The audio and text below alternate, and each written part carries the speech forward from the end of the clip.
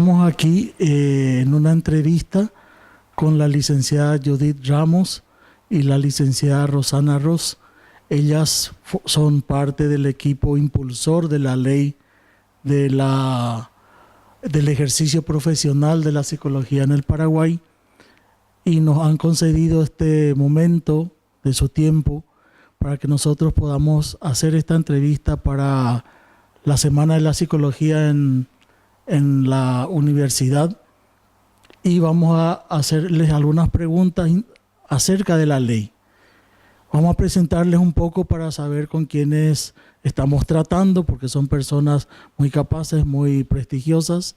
Le tenemos a la licenciada Judith Ramos, psicóloga clínica egresada de la Universidad Nacional de Asunción. Tiene cursos en programación neurolingüística, nivel máster, diplomado en agentes de igualdad, capacitación en didáctica universitaria, cursos de tratamiento de niñas, adolescentes y adultas víctimas de abuso psicológico, físico y sexual, cursos sobre violencia intrafamiliar, curso teórico práctico de capacitación en psicodiagnóstico de niñas, niños y adolescentes, entrenamiento básico EMDR, que es de sensibilización y reprocesamiento por movimientos oculares, grupo de educación avanzada en EMDR, diplomada en curso de psicodiagnóstico Rorschach, sistema comprensivo, seminarios y congresos de psicología,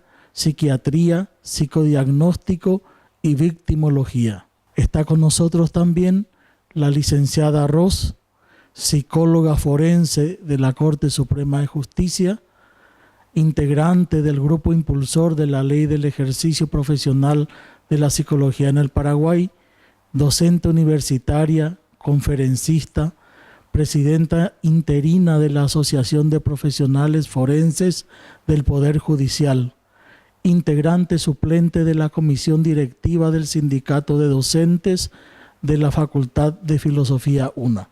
Muchas gracias por estar con nosotros y por concedernos este tiempo.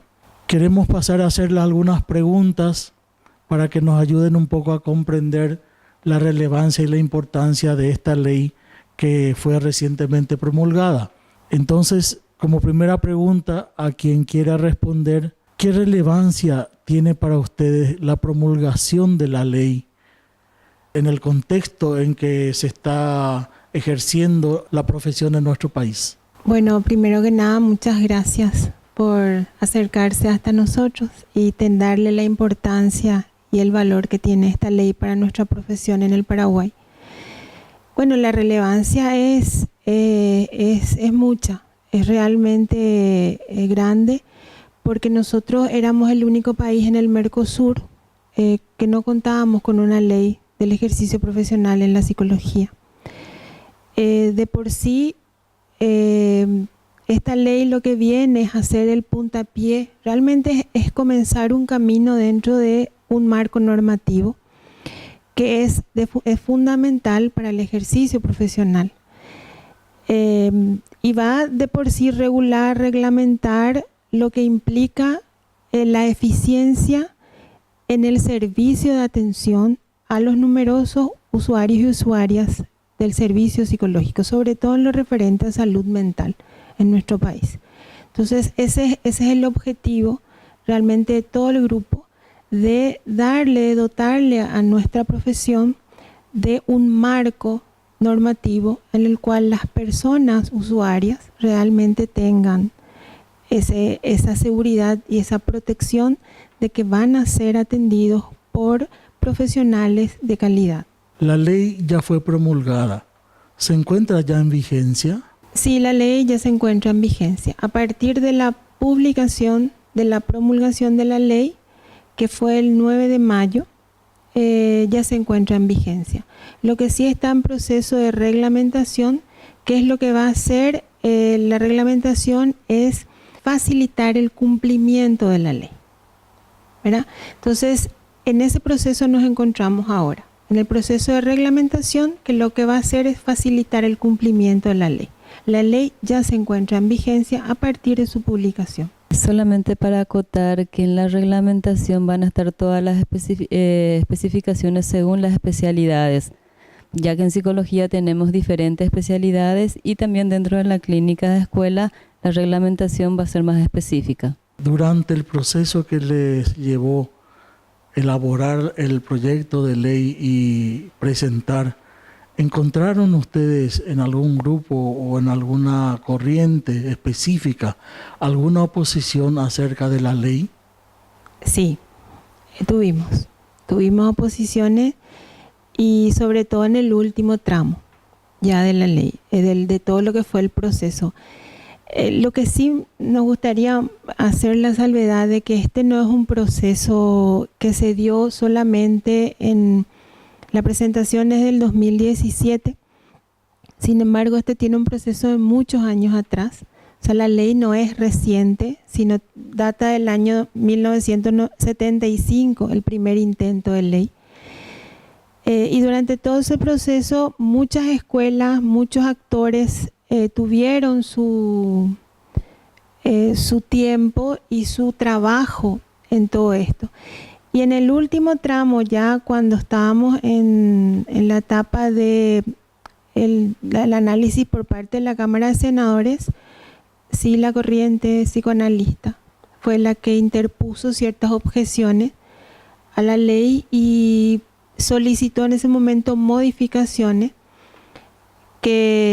por las cuales nosotros peleamos, ¿verdad? Que no nos parecieron en ese momento pertinentes, cuando que sí ya hubo un proceso anterior de trabajo con psicoanalistas. O sea, las personas que en ese momento interponen objeciones de por sí ya habían trabajado anteriormente con la ley, o sea, se les había solicitado, porque nosotros venimos de un trabajo que es del Foro Nacional de Psicología, que fue en el 2016, en donde se le solicitó a todos los estamentos, llámese asociaciones, gremios, sociedades, incluidas también las escuelas, se le solicitó y se hizo a nivel país. En ese momento, un grupo de psicoanalistas se acerca hasta lo que es el trabajo que se hizo con la sociedad y hacen sus aportes correspondientes.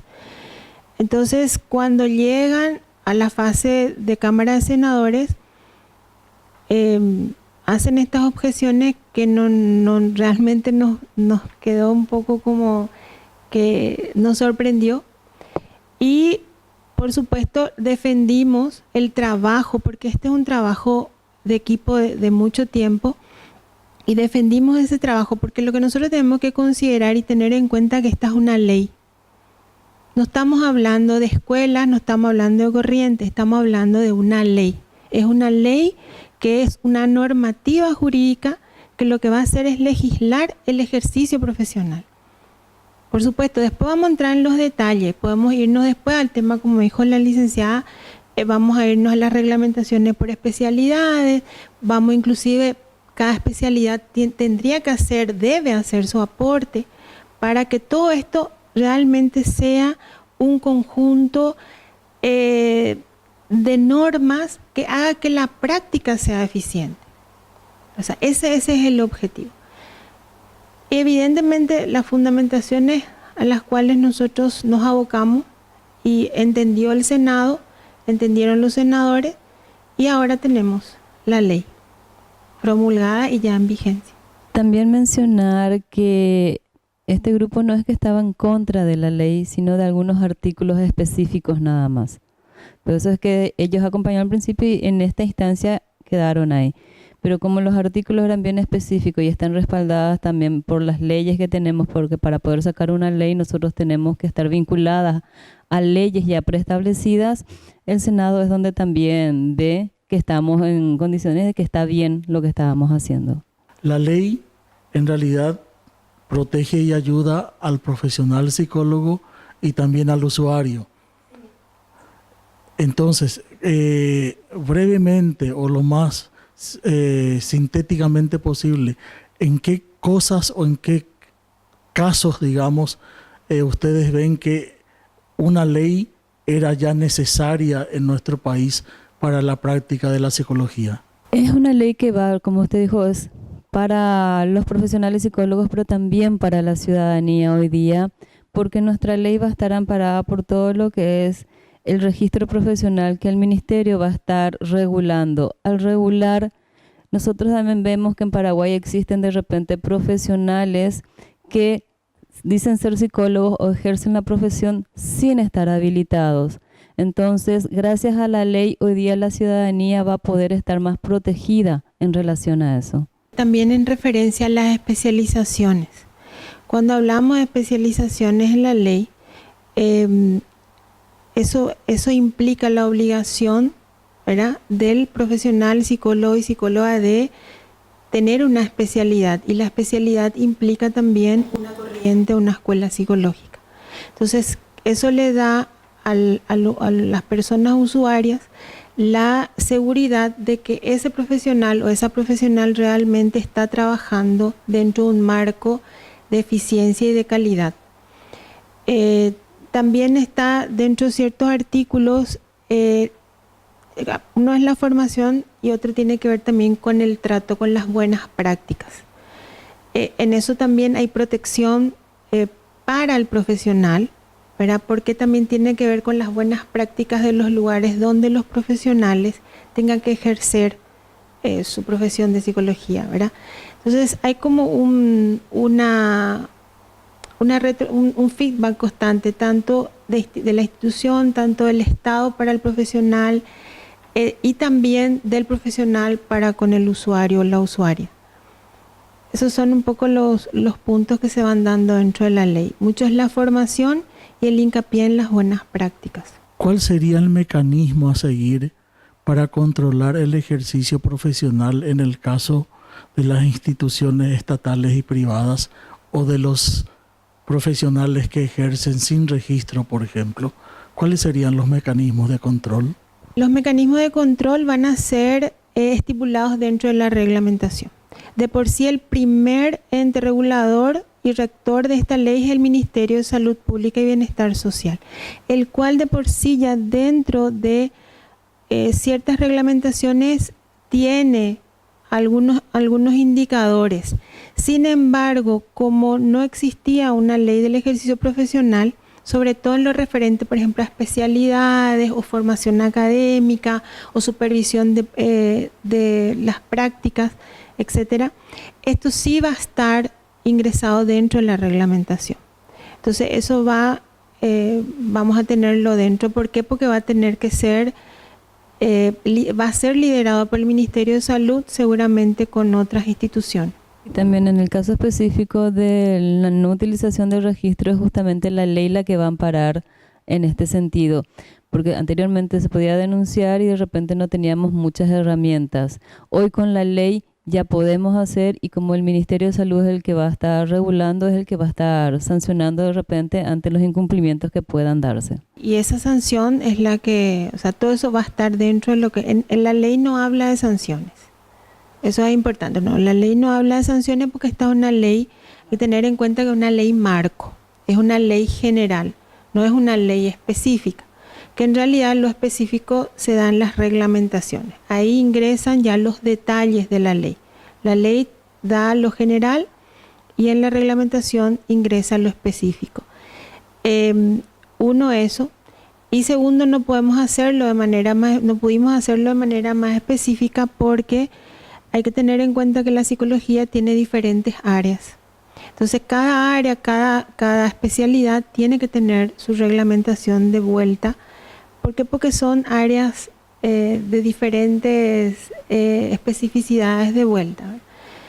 Por eso es que esta es una ley marco. No ingresan, por ejemplo, sanciones como la que usted pregunta, sino eso va a reglamentación. Pero el ente rector de todo siempre va a ser el Ministerio de Salud. Ahora quiero entrar un poco en algunas preguntas más específicas referentes ya a artículos concretos. Muchos de ellos seguramente caen en la necesidad de la reglamentación, ¿verdad? Entonces, bueno, si es que es así nos dicen, pero es que nosotros lo que queremos justamente informarnos, entonces por eso nos acercamos a ustedes que son los que entienden el tema. En el artículo 12, por ejemplo, habla de materiales y equipos necesarios para cada especialidad. ¿Existe en nuestro país alguna normativa o directriz que ayude a aclarar a cuáles equipos y materiales se refiere este artículo? En este momento no hay una normativa en específico. Justamente la ley habla de ese tema, tirando esto, digamos, dando pie a lo que va a la reglamentación, y esto da pie a hacer justamente reglamentar las especialidades. Entonces, esto incluiría lo que tiene que ver con cada especialidad. Conversando un poco con profesionales, estuvimos viendo que el área educacional requiere de ciertos elementos, instrumentos, herramientas muy específicas para el trabajo.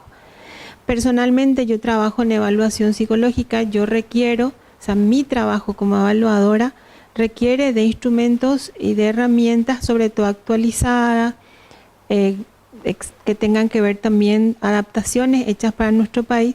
Lo mismo va a pasar con psicología clínica, lo mismo pasa con psicología laboral, lo mismo va a pasar con psicología comunitaria, ¿verdad? Que son las diferentes áreas. Nosotros ahora ya le tenemos a psicología deportiva también como especialidad, porque tenemos profesionales que fueron al extranjero a especializarse en psicología deportiva. Entonces eso se abrió, es un capítulo que abre a una reglamentación por área. O sea, se está hablando de instrumentaciones de instrumentos por área. Inclusive va en relación al artículo 11.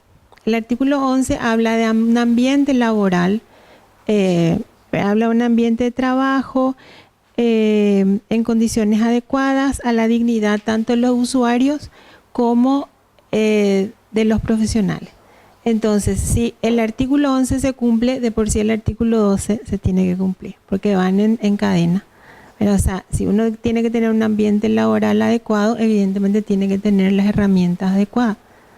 Esos serían beneficios para el profesional y que tienen que ser cumplidos por las instituciones donde el profesional o la profesional está trabajando. En el artículo 15, por ejemplo, se refiere al resguardo de la identidad del paciente y del secreto profesional. ¿En qué casos, por ejemplo, se debería comunicar alguna situación a terceros, a la justicia? ¿O entienden, verdad, lo que quiero preguntar? Una de las primeras cosas con las cuales nosotros tenemos que comunicar, al menos en la clínica, es riesgo de vida o situaciones de abuso. Y volvemos otra vez que dentro de la reglamentación va a estar especificado las distintas especialidades. O sea, laboral, en qué momento, educacional. Entonces, específicamente de vuelta a la reglamentación, donde vamos a estar con eso. De por sí nosotros tenemos dos artículos muy importantes dentro de la ley, por eso hablando de lo que la licenciada ya mencionó anteriormente, que esta ley está articulada con otras leyes de la República. Nosotros tenemos dos momentos importantes que son la obligación de denunciar, que está estipulado por el artículo 128 del Código Procesal Penal, y el artículo 5 del Código de la Niñez y Adolescencia, donde cuando nosotros, inclusive en el Código de la Niñez, habla específicamente de trabajadores de la salud. En el momento en que nosotros tenemos conocimiento de algún tipo hecho de violencia, de un tipo de hecho punible que incluya violencia, maltrato contra un niño, niña, adolescente o alguna persona adulta. En caso de niños, si tenemos conocimiento de algún tipo de hecho dentro de la práctica clínica, dentro de un proceso psicoterapéutico, tenemos la obligación de romper el secreto profesional y hacer la comunicación y la denuncia correspondiente. Y el trabajador de salud no tiene la necesidad de contar con la anuencia de los padres, que no se da en otras. Son situaciones en las cuales el secreto profesional se rompe. Cuando estamos hablando de una práctica clínica, que es, por ejemplo, un proceso psicoterapéutico, para nosotros los forenses el secreto profesional no es viable por el tipo de trabajo que tenemos. Entonces, por eso que la licenciada habla de que también va a tener que caer dentro de la reglamentación las especificidades dentro de cada área. Ahora, cuando vamos a hablar de ciertos momentos importantes que tienen que ver con hechos punibles, con violencia, o que tengan o riesgo a la vida, ya sea propia o hacia terceros, el secreto profesional se rompe. Otra pregunta que a nosotros nos resulta muy importante, ¿verdad? En el artículo 15, inciso F, dice, habla acerca de los casos en que las autoridades, en caso de emergencia, puedan llamar a los profesionales. Y nuestra pregunta es, ¿cuáles serían los criterios para la convocatoria? ¿Cuáles serían las instituciones autorizadas a realizar la convocatoria para el uso de las habilidades de los psicólogos en caso de emergencia nacional? ¿Y en qué caso sería obligatorio? ¿Y cuáles serían las penalidades en caso de no acudir a este llamado? Como el Ministerio de Salud va a ser el ente rector, sería el Ministerio de Salud quien estaría convocando y haciendo el llamado justamente ante una emergencia nacional para que los colegas psicólogos puedan acudir al mismo. En referencia a las penalidades, este artículo está regido por la Ley de Emergencia Nacional. Nosotros tenemos una ley. Realmente es el gobierno el que hace y es el que decide. En nuestro caso sería el Ministerio de Salud el ente rector, ¿sí? Y el Ministerio de Salud decide lo que pasó con Ecuador Bolaños. Por ejemplo, el Ministerio de Salud, el Ministerio de Educación fue el que convocó a las escuelas, a las instituciones educativas. El Ministerio de Salud nos convocó a nosotros. Estaban ahí las asociaciones, los gremios, o sea, se le convocó a todos los psicólogos y psicólogas sin distinción. Cuando existe este tipo de emergencia nacional, nosotros no podemos negarnos. O sea, no hay negativa posible.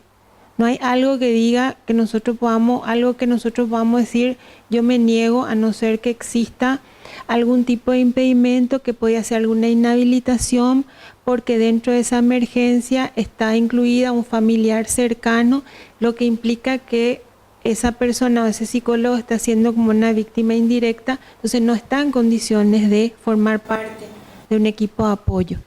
Ahí sí entramos pero un psicólogo, una psicóloga que no tiene ningún tipo de inhabilitaciones, interdicciones, incapacidad para poder está obligado a prestar sus servicios y creo que tiene una sanción penal. O sea, la ley de emergencia nacional es la que estipula la sanción. Hay una sanción, ahí sí no quiero decirte así específicamente la sanción, pero la que estipula, lo que sí te puedo decir es que la sanción está estipulada en la ley de emergencia nacional. Para completar nomás, depende mucho del tipo de emergencia nacional, o sea, las competencias y habilidades que habían preguntado, o sea, como en el caso de Ecuador Bolaños, se llamaban a las dos especialidades, tanto al área clínica, forense o al área educacional, para ir cubriendo las áreas. O sea, depende mucho de los sucesos como para que se pueda ver, ya que tenemos especialidades y también tenemos la comunitaria que abarca también la parte de la zona. O sea, depende mucho de cuáles sean las emergencias para poder ver de acuerdo a las especialidades que tiene la psicología. En el artículo 10 habla de la inhabilitación.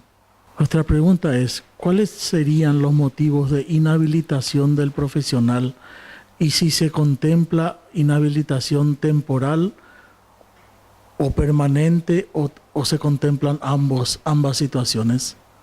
Los criterios de inhabilitación de por sí, voy a contestar primero si se contemplan los temporales y digamos totales, sí.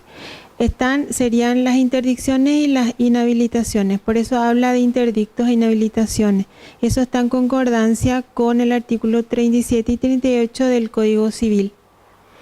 La interdicción es una incapacidad temporal y la inhabilitación es una capacidad total, absoluta.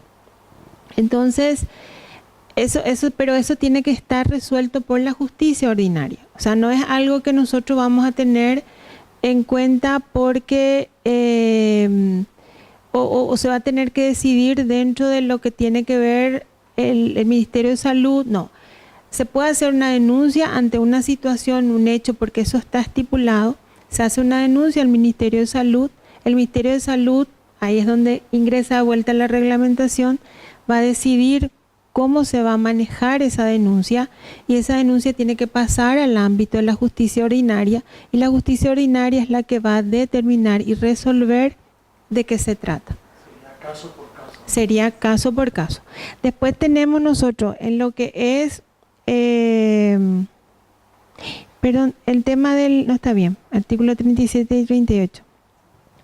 El tema de, habla también, por ejemplo, de las inhabilitaciones, inclusive habla de las personas profesionales que no cumplan con lo establecido en la ley. Llámese el no poseer un registro profesional habilitante, estar trabajando sin especialidad, o por ejemplo teniendo una especialidad pero estás trabajando dentro de otra que no te corresponde. O sea, eso todo va a estar dentro de lo que es la reglamentación. Pero ya la ley está abriendo las posibilidades. Después habla también de las personas que están cumpliendo algún tipo de condena. Durante el tiempo de condena las personas no pueden ejercer la profesión. En el caso, por ejemplo, algún tipo de hecho punible que haya cometido un profesional y que eso implicó una causa judicial, hay una condena la cual está siendo ejecutada. Muchas veces ocurre que ese profesional solicitó y le fue concedido una libertad, una prisión domiciliaria. En ese caso puede, si quiere, ¿verdad?, ejercer en su casa la profesión. Bueno, la ley le inhabilita para eso. ¿Sí? En este caso sería en forma temporal. ¿Por qué? Porque hasta que se cumple la condena. Se cumplió la condena, la persona pasó, cumplió lo que la ley le estipuló, le ejecutó, entonces ahí después se vuelve a rever. O sea, eso pasaría de vuelta a lo que es el Ministerio de Salud, que ahí es donde se va a reglamentar de vuelta cómo se va a manejar. Pero sería caso por caso, no hay así en general. Eso es en cuanto a lo que es la ley y la justicia. Pero lo primero que tenemos dentro de la ley marco, que también va a entrar dentro de la reglamentación, son los que no posean el título habilitante de grado, que es lo que más vamos a ver, que sean títulos y que sean bien reconocidos, porque muchas veces algunos hacen la carrera, no terminan y no llegan al título. Es el título de grado con la especialidad que le va a habilitar, y con eso de vuelta el Ministerio de Salud estaría habilitando el registro profesional. Y esto está estipulado también con la Ley de Educación Superior. De por sí, toda la ley está articulada prácticamente en todo lo referente a lo académico, en la formación, está articulada con la Ley 4995 de Educación Superior y la Resolución 700 que reglamenta las habilitaciones de los cursos de posgrado, que ahí es donde estipula a qué se refieren los cursos de posgrado, da la clasificación, que es curso de actualización, la cantidad de horas, especialización, la cantidad de horas, maestría, la cantidad de horas y doctorado. O sea, todo lo que... Y por eso es que la ley habla mucho de especialidades. ¿Por qué? Porque está articulado con la resolución, con la Ley de Educación Superior y la resolución del CONE. Ustedes saben, ¿verdad? Todos sabemos que aquí en nuestro país, lamentablemente, el personal de salud es muchas veces abusado, digamos, en su horario, en su trabajo y en muchos aspectos, ¿verdad? Hablamos de médicos, de enfermeras, de residentes. Es una realidad lacerante, pero cotidiana en nuestro país. Con respecto a la práctica de la psicología, la carga laboral, ¿cómo se consideraría al psicólogo en las distintas instituciones y cuáles serían los criterios del trabajo profesional, sobre todo con respecto al hecho de la insalubridad? Bueno, referente a esto volvemos a los artículos 11 y 12, ¿verdad?, donde la ley protege a los profesionales, y con referencia a la carga horaria hay reglamentaciones ya dispuestas por cada institución. La concreción, o sea, tenemos nosotros dentro de los profesionales de la salud, sobre todo en el área de instituciones de salud, profesionales que adquirieron beneficios importantes.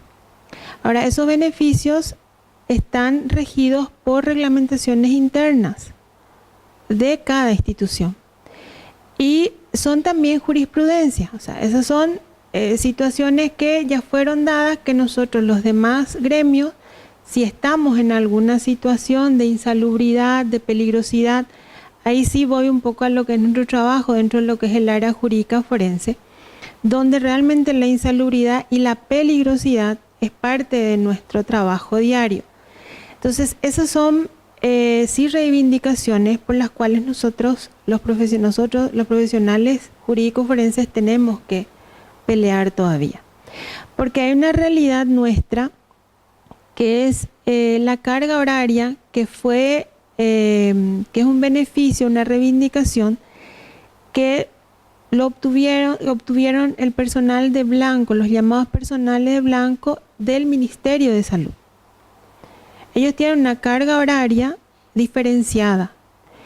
Esa misma carga horaria y esos beneficios fueron obtenidos también por la gente que trabaja en el Instituto de Previsión Social. O sea, son personal de blanco, ya sea todos los trabajadores de salud, serían médicos, enfermeras, obstetras, nutricionistas, odontólogos. Ellos consiguen esta reivindicación importante. Ahora, esta reivindicación es como exclusiva para ellos. Es Ministerio de Salud, instituciones de salud, por eso ingresa IPS en ese rubro. Dentro de este espectro de carga horaria y carga laboral ingresan también colegas de la Policía Nacional, que son psicólogos jurídicos que están trabajando, y también colegas del Ministerio de Justicia. Ahora, los colegas del Ministerio de Justicia sí están teniendo alguna problemática dentro de lo que es justamente la insalubridad y peligrosidad en el trabajo, porque son profesionales que están trabajando dentro de las penitenciarías de nuestro país. Entonces, ¿qué vamos a hacer con esta ley? La ley lo que ampara son en los artículos 11 y 12, en donde le está diciendo a las instituciones qué tipo de trabajo, cómo tiene que ser el ambiente de trabajo donde nosotros estamos, para que nosotros realmente también podamos ofrecer un servicio de calidad. Y también en otros artículos. Entonces ahí es donde las reglamentaciones juegan de vuelta un papel importante y vamos a tener que ir a las reglamentaciones internas de cada institución. Ahora, las instituciones que no cuentan con ese beneficio tienen en esto también un arma como para poder seguir peleando. Lo que sí ya la ley le faculta también a hacer un llamado de atención. ¿Verdad? Hacer un llamado de atención a las instituciones, decir, sí, pero nuestra ley dice esto. Nuestra ley habla de que nosotros tenemos derecho a trabajar de esta manera. Tenemos esta jurisprudencia, tenemos estos antecedentes. ¿Cuáles son los resultados del trabajo que se dio a partir de los beneficios que fueron obtenidos por nuestros colegas? De por sí hay que hacer todo un trabajo muy interesante con respecto a la carga horaria, al objetivo de la carga laboral, que es una reivindicación obtenida por los psicólogos de instituciones de salud. Entonces, es un trabajo interesante. Ahora, esta ley lo que hace es tomar en sus artículos 11 y 12 y decir cómo nosotros, aparte de otros artículos más, cómo debe ser el trabajo del profesional o de la profesional. Entonces, a partir de ahí, esto va a reglamentaciones internas. Cada institución tiene su reglamentación interna al respecto. La ley no es indiferente a esto. Sí es algo que se va a tener que trabajar institucionalmente y a nivel gremial. Bueno, ustedes saben, ¿verdad? Cuando uno está hablando de un tema tan importante y tan interesante, una pregunta genera otra, ¿verdad? Pero no queremos abusar tampoco del tiempo de ustedes y acabar esta entrevista agradeciéndoles nuevamente. Y si quieren ustedes decir alguna palabra más para todos nosotros que estamos terminando la carrera y para los que están estudiando, los que comenzaron y para todos los profesionales que ya están ejerciendo, ¿verdad? Entonces, bueno, si alguna quiere o ambas quieren decir alguna palabra más. Esta es una ley de todos y para todos, realmente. Para todos los psicólogos en general y para la ciudadanía, que va a ser es una ley de protección a todos. Pero como estuvimos mencionando desde las primeras preguntas, es una ley marco.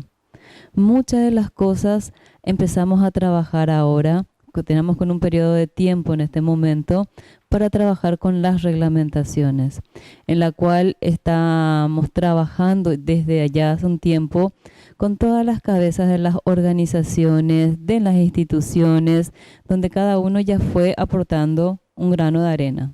Yo sí quiero también hacerles un llamado a todos los estudiantes y de últimos años, estudiantes de primeros años inclusive de psicología. Los egresados, esta ley es para ustedes. Realmente esta ley es para ustedes porque ustedes realmente van a implementar esta ley en su totalidad.